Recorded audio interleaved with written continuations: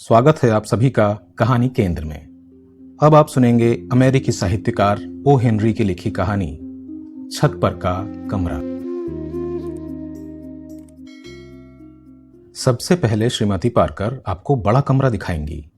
उस कमरे के लाभ और उसमें 8 वर्षों तक रहने वाले सज्जन के गुणों का वर्णन करने से उन्हें रोकने की आप हिम्मत नहीं कर सकते। तब आप किसी तरह हकलाते हुए ये स्वीकार करेंगे कि आप न तो डॉक्टर हैं और न दंत चिकित्सक।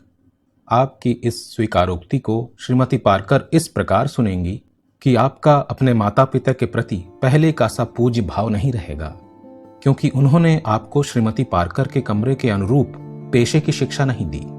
इसके बाद आप एक मंजिल ऊपर चढ़ेंगे और $8 प्रति सप्ताह वाले पिछवाड़े के कमरे को देखेंगे। इस दूसरी मंजिल पर श्रीमती पार्कर आपको इस बात का विश्वास दिला देंगी कि उसमें रहने वाले श्री टूजनबेरी उसका जो $12 किराया देते थे वो ठीक ही था। ये तो यूं कहिए कि वे फ्लोरिडा में पाम बीच के नजदीक अपने भाई के संतरों के बाग में रहने को चले गए, जहां श्रीमती मैंकटायर सर्दियां बिताया करती थीं और जहां अलग अलग स्नान घरों वाले बड़े बड़े कमरे थे। इतना सुनने के बाद कहीं आप ये कह पाएंगे कि आप उससे भी कोई सस्ती जगह चाहते हैं।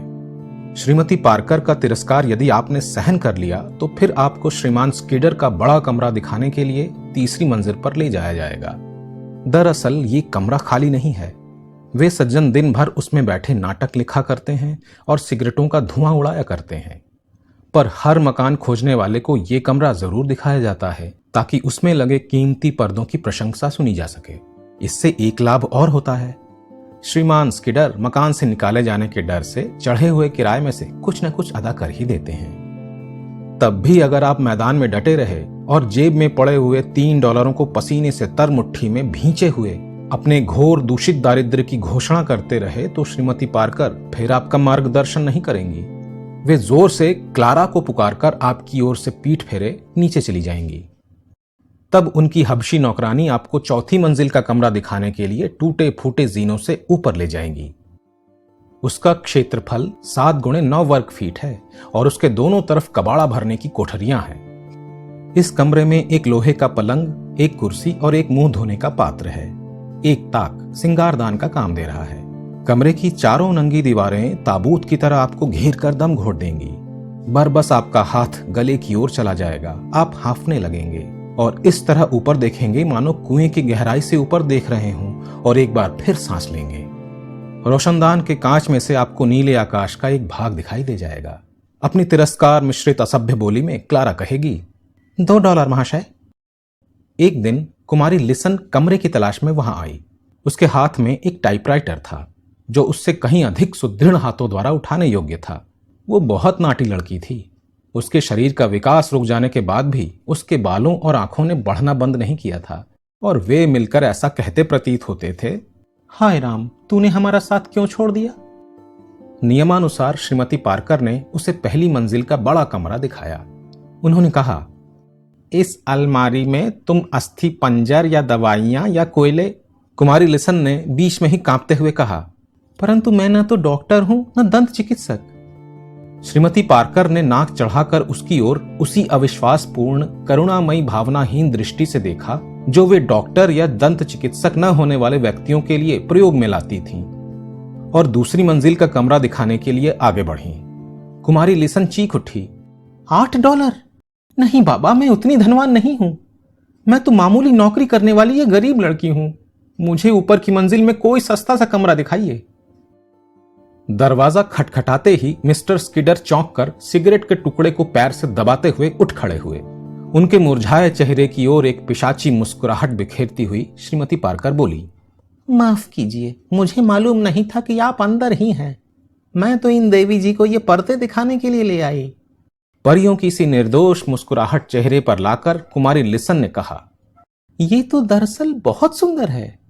उनके जाते ही मिस्टर स्किडर ने अपने अधूरे नाटक में लंबी और काले बालों वाली नायिका के स्थान पर एक नाटी, शरारती, चमकीले बालों वाली अल्हड़ लड़की की स्थापना कर ली। मिस्टर स्किडर अपने आप बड़बड़ाए, अन्ना हेल्ड को ये बहुत पसंद आएगी, और फिर पर्दों के सामने पांव फैलाकर धुएं के बादल उड़ाने लगे। इतने में ही क्लारा नाम की कर्कश पुकार ने कुमारी लिसन के जेब की स्थिति को दुनिया वालों की नजर में स्पष्ट कर दिया। वो काली भूतनी उसे पकड़कर अंधेरी सीढ़ियों से ऊपर ले गई और प्रकाश की क्षीण रेखा वाले उस तहखाने जैसे कमरे में धकेलती हुई अपनी डरावनी और भेद भरी आवाज में बोली, $2। चरमराती हुई खटिया पर अपने शरीर को निढालती हुई कुमारी लिसन ने एक आह भरी, कहा, मुझे मंजूर है। रोज सुबह कुमारी लिसन काम पर जाती। रात में लौटते हुए वो कुछ हस्तलिखित कागज लाती और उन्हें टाइप करती। कभी कभी जब उसे ये काम भी न मिलता तब वो घर के बाहर के चबूतरे पर दूसरे किराएदारों के साथ आ बैठती। छत की इन छोटी कोठरियों में रहने के लिए कुमारी लिसन का सृजन नहीं हुआ था। वो तो कोमल कल्पना के पंखों पर उड़ने वाली खुशमिजाज लड़की थी। एक बार उसे मिस्टर स्किडर ने अपने एक अप्रकाशित प्रहसन के पहले 3 अंक भी पढ़कर सुनाए थे। जब कभी कुमारी लिसन को 1-2 घंटे चबूतरे की सीढ़ियों पर बैठने का समय मिलता तब सब किराएदारों को बड़ी खुशी होती। परंतु मिस लॉन्ग नेकर नाम की लंबी और गोरी लड़की, जो किसी सार्वजनिक स्कूल में पढ़ाती थी और जो अपनी आदत से लाचार आपकी हर बात का उत्तर वाकई कह कर देती, सीढ़ियों के ऊपर बैठकर उसासे भरा करती थी। मिस डॉर्न नामक एक दूसरी लड़की, जो किसी दुकान में नौकरी करती थी और हर रविवार को कोनी द्वीप पर जाकर चलती हुई बतखों पर निशाना साधती, नीचे की सीढ़ियों पर बैठकर आहें भरती थी। कुमारी लिसन बीच वाली सीढ़ियों पर बैठती थी और सारा पुरुष समाज उसी को घेरे रहता। मिस्टर स्किडर ने तो उसे अपने मूक, रोमांटिक और व्यक्तिक जीवन नाटक की प्रमुख नायिका का स्थान दे दिया था। यही हालत इन दोनों की भी थी।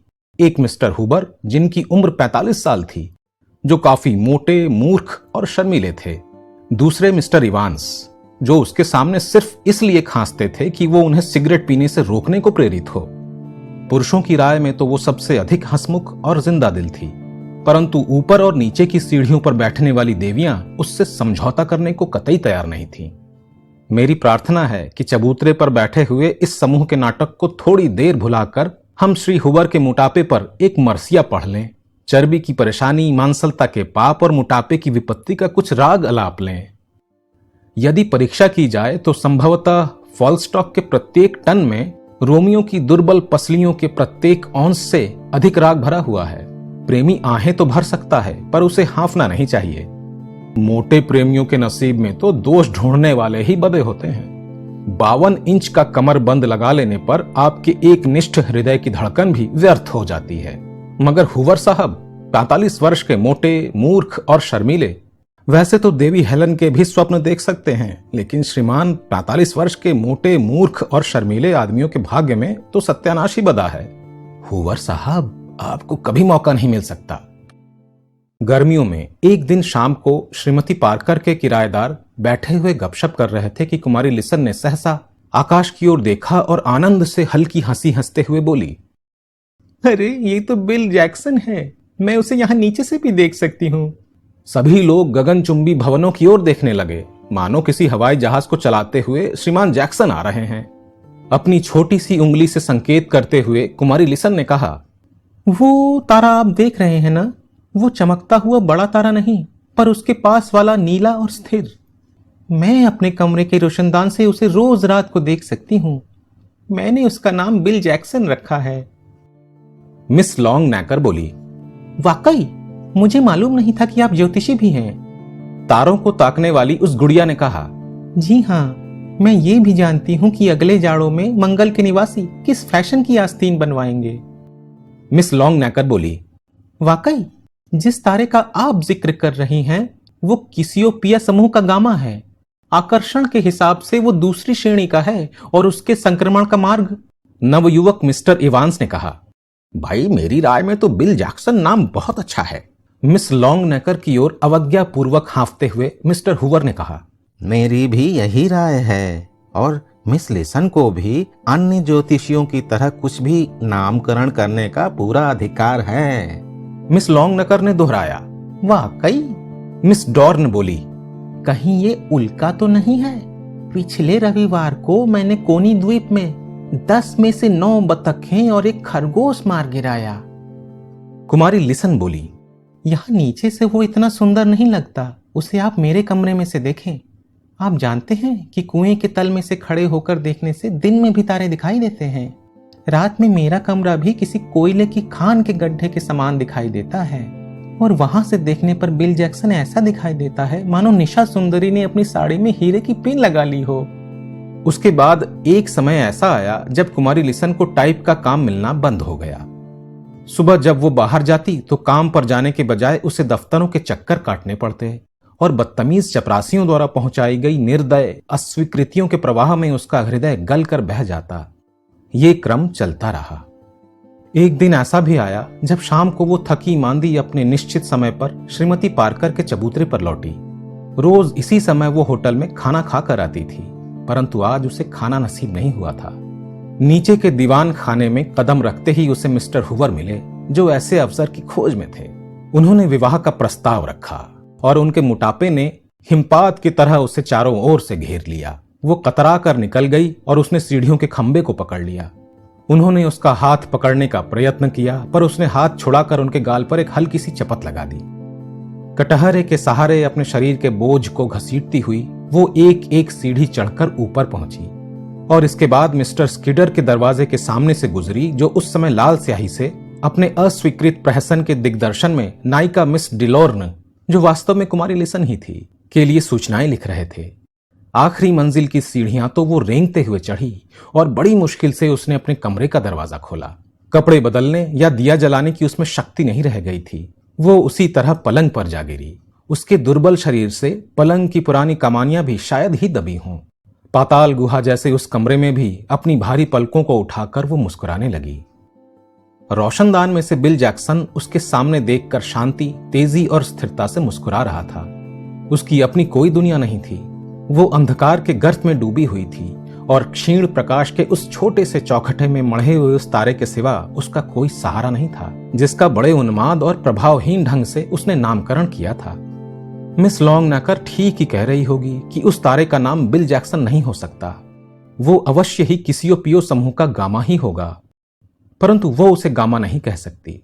पड़े पड़े 2 बार उसने अपना हाथ उठाने की कोशिश की। तीसरी बार सफल हुई और अपनी 2 पतली उंगलियों को होठों से लगाकर बिल जैक्सन के लिए अपना चुंबन का संकेत किया। शिथिल होकर उसका हाथ नीचे गिर पड़ा। वो धीमे से बुदबुदाई, अलविदा प्यारे बिल, तुम लाखों मील दूर हो और एक बार भी टिमटिमाते नहीं। यही खैर है कि जीवन में जब अंधकार के सिवाय और कुछ भी नहीं बचा, तब भी तुम उसी स्थान पर बने हो जहां पर मैं तुम्हें अधिकांश समय तक देख सकूं। लाखों मील। अलविदा प्यारे बिल। दूसरे दिन सवेरे 10 बजे तक क्लारा ने उसका दरवाजा बंद पाकर उसे तुड़वाया। सिरका, तुलसी का काढ़ा और झकझोरने से कुछ भी असर होता ना देखकर किसी ने भागकर अस्पताल की गाड़ी के लिए टेलीफोन कर दिया। कुछ समय बाद घंटी बजाती हुई गाड़ी दरवाजे पर आ खड़ी हुई और सफेद कोट पहने एक चुस्त चपल आत्मविश्वासी सौम्य दिखाई देने वाला नौजवान डॉक्टर साहब कुछ चिंतित मुद्रा में सीढ़ियों पर चढ़े। उन्होंने संक्षेप में पूछा, 48 नंबर में अस्पताल की गाड़ी मंगवाई गई है? कौन बीमार है? श्रीमती पार्कर, जिन्हें उनके मकान में ऐसी घटना हो जाने की तकलीफ बीमार की तकलीफ से भी ज्यादा थी, नाक चढ़ाती हुई बोली, मैं समझ नहीं पाती कि उसे क्या हो गया है। हमारे किसी उपचार से वो होश में आती ही नहीं। वो कोई लड़की है, उसका नाम मिस एल्सी लीसन है। मेरे मकान में ऐसी घटना पहले कभी। श्रीमती पार्कर के लिए अपरिचित एक डरावनी आवाज में डॉक्टर ने चिल्लाकर पूछा, किस कमरे में है? छत पर, रोशनदान वाला कमरा। स्पष्ट है कि मकानों में छत के कमरों की स्थिति से डॉक्टर साहब परिचित थे। 4 सीढ़ियां लांघते हुए वे ऊपर पहुंच गए। श्रीमती पार्कर अपनी मर्यादा के लिहाज से धीरे धीरे ऊपर पहुंची। पहली ही मंजिल पर ज्योतिषी लड़की को बाहों में उठाए हुए डॉक्टर से उसकी भेंट हो गई। डॉक्टर साहब एक क्षण के लिए रुके और जाते जाते धीरे से अपनी जबान की कैंची चला गए। श्रीमती पार्कर की वही दशा हुई जो कलब किए हुए कपड़े की खूंटी से गिरने पर होती है। डॉक्टर की उस बात से उसके मन पर स्थायी झुर्रियां पड़ गईं। कभी कभी जब उत्सुक किराएदार उससे पूछते कि डॉक्टर साहब ने क्या कहा था, तब वो जवाब देती, अजी छोड़िए उस बात को। उसको सुनने के पाप से मुक्त हो सकूं तो मुझे संतोष हो। शिकारी कुत्तों की तरह उत्सुक तमाशबीनों की भीड़ में से रास्ता बनाते हुए अपने प्यारे बोझ को उठाए डॉक्टर आगे बढ़े। उनके चेहरे पर ऐसा भाव था जैसे उनका ही कोई आत्मीय मर गया हो और इस भाव से सहमकर भीड़ छट गई। लोगों ने देखा कि एम्बुलेंस में मरीज को सुलाने के बिछौने पर डॉक्टर ने उसे नहीं लिटाया और ड्राइवर से सिर्फ इतना कहा, विल्सन जितना तेज चला सको चलाओ। बस इतनी सी बात है, ये भी कोई कहानी हुई? दूसरे दिन सवेरे अखबारों में समाचार छपा जिसका अंतिम वाक्य इन तमाम घटनाओं को जोड़ने में आपकी सहायता कर सकता है, जैसे उसने मेरी सहायता की है। नंबर 48 ईस्ट स्ट्रीट से बेवैल्यू अस्पताल में लाई गई उपवास जनित दुर्बलता से बेहोश एक लड़की का उस समाचार में हाल छपा था और उसके अंतिम शब्द थे, उपचार करने वाले एम्बुलेंस डॉक्टर बिल जैक्सन का कहना है कि लड़की बच जाएगी।